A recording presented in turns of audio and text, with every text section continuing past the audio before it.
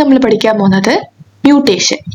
BPharm 6th സെമസ്റ്ററിൽ biotechnology എന്ന് പറഞ്ഞ സബ്ജക്റ്റിൽ 5th യൂണിറ്റിൽ വരുന്ന ഫസ്റ്റ് പോർഷൻ ആണ് mutation and it's type.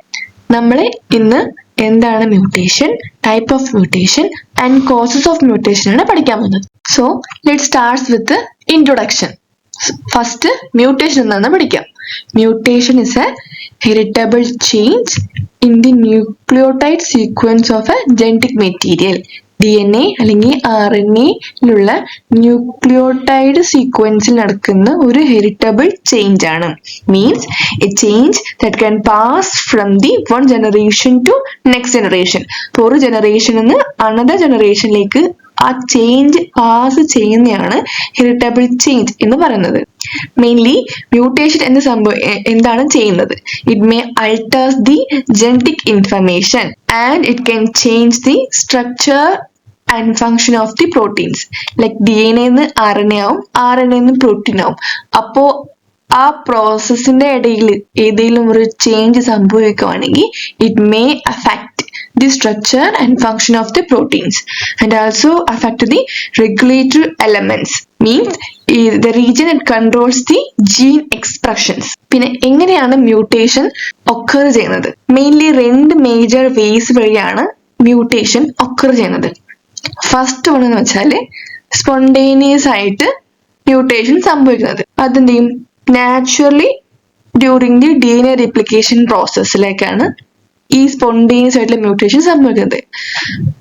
They may not arise due to the errors in DNA repairs. അവന് എക്സ്റ്റേണൽ ആയിട്ട് ഒരു ഫാക്ടേഴ്സിന്റെ ആവശ്യം ഇല്ല, അത് നാച്ചുറലി ആണ് വരുന്നത്. They may due to the errors in DNA repairs.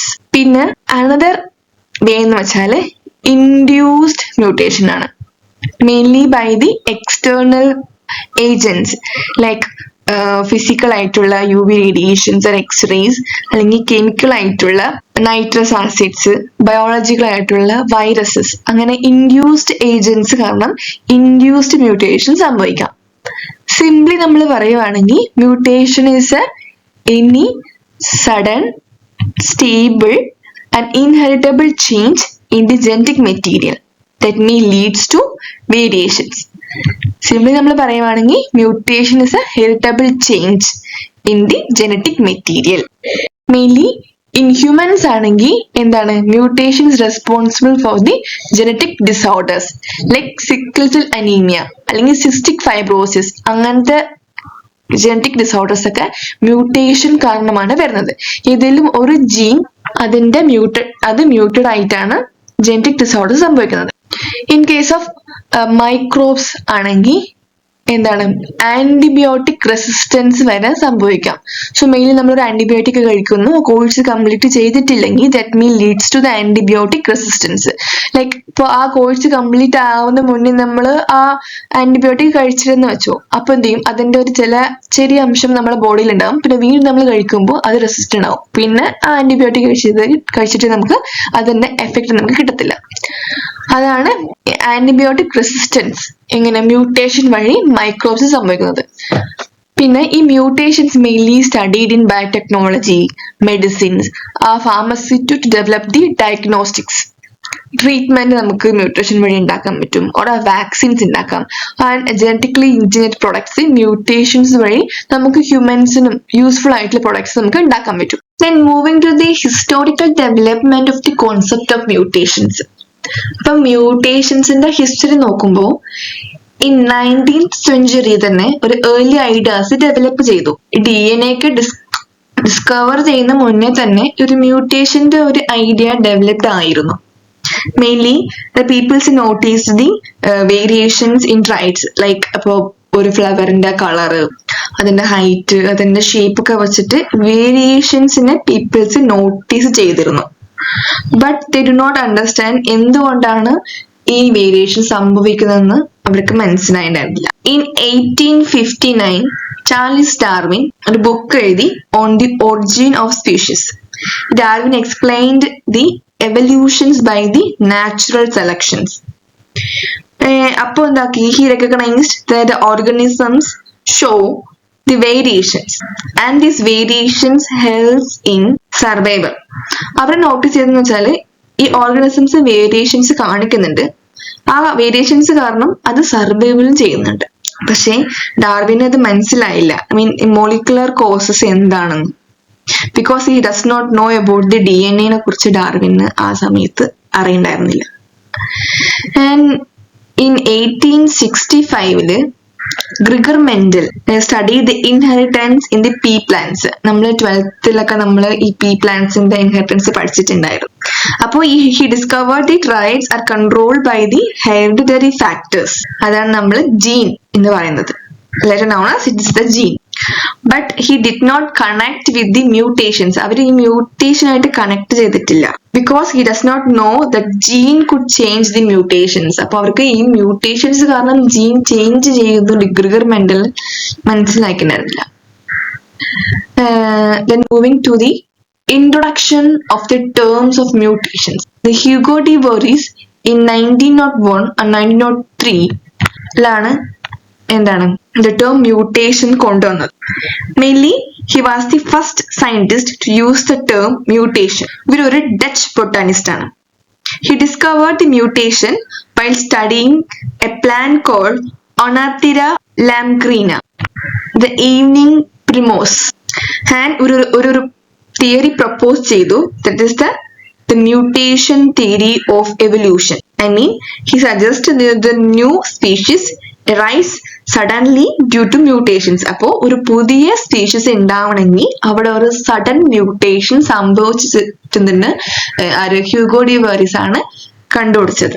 And second one is chromosomal theory and the mutation. The early 20th century Thomas Hunt Morgan and his team was worked with Drosophila melanogaster, ഒരു fruit ഫ്ലൈയിൽ അവർ study ചെയ്തുകൊണ്ടിരുന്നു.